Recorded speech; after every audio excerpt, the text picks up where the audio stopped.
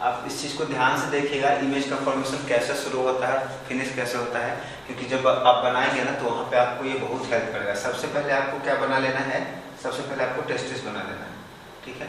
2 testis आपने बना लिया, उसके बाद आप यहाँ से इस तरह से स्ट्रक्चर करके बनाएंगे। थोड़ा सा ये आपका ऐसे लंबा टाइप का जाएगा, इस तरह से जा रहा है, और फिर ये इस तरह से आपका ट्यूब लाइक स्ट्रक्चर है, ठीक है। इतना मोटा नहीं जाएगा, आप इस तरह से ले सकते हैं, पतला ट्यूब, ठीक है। फिर यहाँ से इसको ऐड मिलाइए और यहाँ पे आपका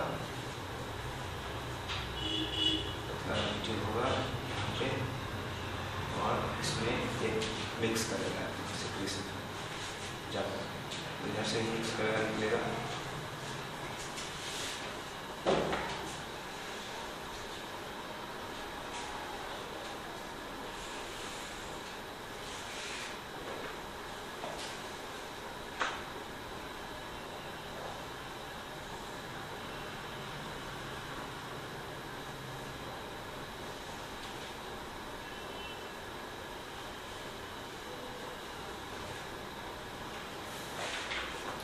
ठीक है, इसके बाद एक पतला ट्यूब आएगा,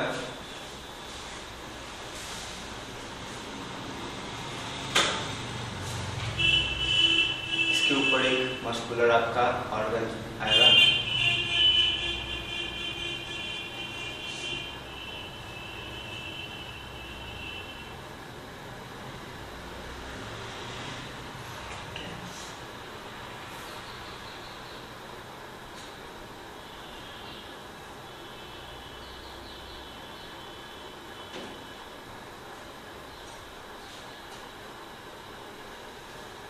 फिर यहाँ पे यूरिनरी ब्लैडर आ जाएगा। तो ये पूरा का पूरा हम लोग का स्ट्रक्चर मेल रिप्रोडक्टिव सिस्टम का है। अब एक एक नाम को यहाँ पे हम लोग डिस्कस करेंगे, ठीक है। यहाँ पे 2 स्ट्रक्चर है, पेयर में आता है। ये हो गया हम लोग का यूरिनरी ब्लैडर, ठीक है। और भी कुछ चीज़ है जो खास यहाँ पे आपको समझना है। जब भी आप नेमिंग करेंगे ना तो आपको क्या ध्यान रखना है कि आपका इक्वल डिस्टेंस पर हो। यहाँ से जो मैं लाइन खींच रहा हूँ ना वो इक्वल डिस्टेंस हो और क्लीनली आपका ये लिखा हुआ होना,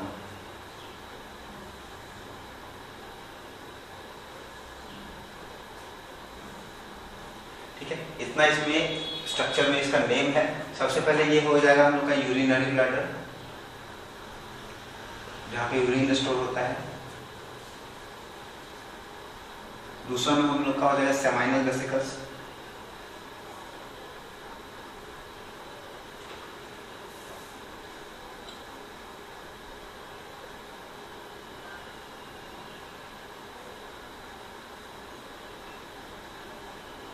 ये हो जाएगा प्रोस्टेट ग्लैंड,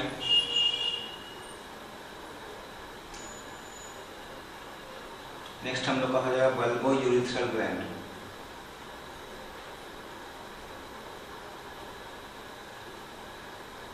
उसके बाद हम लोग का ये हो जाएगा वासा डेफ्रिनस,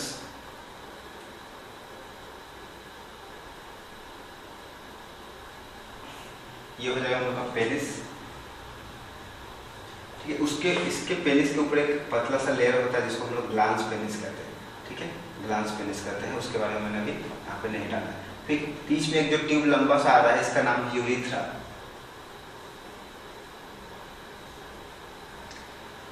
उसके बाद आएगा ये टेस्टिस,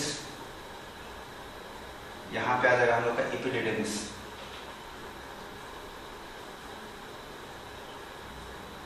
तो ये कंप्लीट स्ट्रक्चर हम लोग का मेल रिप्रोडक्टिव ऑर्गन का। एक एक करके हम लोग सबका फंक्शन समझेंगे। सबसे पहले बात करेंगे टेस्टिस का। टेस्टिस क्या है, मेन इंपॉर्टेंट जो होता है रिप्रोडक्टिव ऑर्गन है। बहुत लोगों बच्चों को कंफ्यूजन होता है कि हम लोग का मेन सेक्स ऑर्गन क्या है, पेनिस है। पेनिस हम लोग का मेन सेक्स ऑर्गन नहीं, मेन सेक्स ऑर्गन हम लोग का क्या है, टेस्टिस है। टेस्टिस में ही हम लोग पढ़े हैं क्या पहले कि गैमीट का फॉर्मेशन होता है ना। जो हम लोग का स्पर्म बनता है, गैमीट वो कहाँ बनता है, टेस्टिस के अंदर ही बनता है। तो मेन सेक्स ऑर्गन हम लोग का ये टेस्टिस है। वो जो स्पर्म बन रहा है एपिडिडिमिस में आकर के थोड़ा देर के लिए क्या होता है, स्टोर हो जाता है। तो एपिडिडिमिस क्या करता है, स्पर्म को कुछ समय के लिए स्टोर करता है। टेस्टिस में बनते रहता है, यहाँ स्टोर होता रहता है, और जब अर्ज होता है स्पर्म बाहर निकालने का तो फिर वहां से ये भेजता है, जो कि ये ट्यूब कंडक्ट करता है कैरी स्पर्म, ठीक है। ट्यूब कंडक्ट करता है स्पर्म को और ले जाता है ऊपर में। ऊपर में आप यहाँ पे देख रहे होंगे 3 ग्लैंड है, सेमाइनल वेसिकल्स, प्रोस्टेट ग्लैंड और बल्बोयूरेथ्रल ग्लैंड। यहाँ से जो स्पर्म गया है, ठीक है, इस ट्यूब से होकर के यहाँ पर, यहाँ का जो सिक्रीशन आया बल्बोयूरेथ्रल ग्लैंड का, सेमाइनल वेसिकल्स का, सॉरी प्रोस्टेट ग्लैंड का और सेमाइनल वेसिकल्स का, इसके साथ जब स्पर्म मिल जाता है तब ये क्या कहलाएगा, अब ये सीमेन कहलाएगा। ठीक है, मैंने पिछले जब वीडियो में बताया था स्पर्म का पिक्चर, तो बताया था कि स्पर्म क्यों कहला रहा है। और जनरली जो इजेकुलेशन होता है मेल में, तो उसके बाद जो व्हाइट स्टिकी सब्सटेंस का सिक्रेशन होता है, जिसको हम लोग क्या कहते हैं, सीमेन कहते हैं, वो स्पर्म नहीं कहलाता है, वो सीमेन कहलाता है। सीमेन कहलाता है क्यों? क्योंकि सेमाइनल वेसिकल्स का, प्रोस्टेट ग्लैंड का और बल्बोयूरेथ्रल ग्लैंड का सिक्रेशन क्या होता है, मिक्स करता है। और ये जो पतला वाला ट्यूब देख रहे हैं, जिसको हम लोग यूरेथ्रा यहाँ पे कह रहे हैं, ये कंडक्ट करता है सीमेन को। ठीक है, कंडक्ट करता है बोथ सीमेन एंड यूरिन, है ना। हम लोग के शरीर से यूरिन भी निकलता है यूरेथ्रा के थ्रू और सीमेन भी निकलता है यूरेथ्रा के थ्रू। और लास्ट में बच गया यूरिनरी ब्लैडर, जो कि हम लोग का क्या है, पेट से जुड़ा होता है। ये हम लोग का एक्सक्रीटरी सिस्टम का पार्ट है। तो रिप्रोडक्टिव सिस्टम में इतना पार्ट था जिसे हम लोगों ने अच्छे से समझ लिया। अगर कोई कंफ्यूजन हो तो आप कमेंट बॉक्स में कमेंट कर दें और पिक्चर अच्छे से बनाने का प्रैक्टिस कर लें। हाँ, एक और खास बात है जो मैं इधर थोड़ा सा मेंशन कर देता हूँ। रिप्रोडक्टिव हेल्थ में हम लोग देखते हैं एक प्रोसेस होता है जिसको कहते हैं नसबंदी। उसको मैं यहीं पे बता दूं ताकि क्लियर आगे तक कंफ्यूजन ना हो। ये हम लोग का वासा डिफरेंसिया है। नसबंदी मेल और फीमेल दोनों का हो सकता है। ठीक है, तो अगर बात करें मेल में नसबंदी का, तो इसको क्या किए, कट कर दिए। कट करने के बाद इसको टाइट कर दिए। टाइट करने कहने का मतलब है कि मोड़ दिए हैं, और मोड़ करने के बाद इसको यहाँ से क्लिप लगा करके बंद कर दिया गया। ये दोनों तरफ होगा आपका।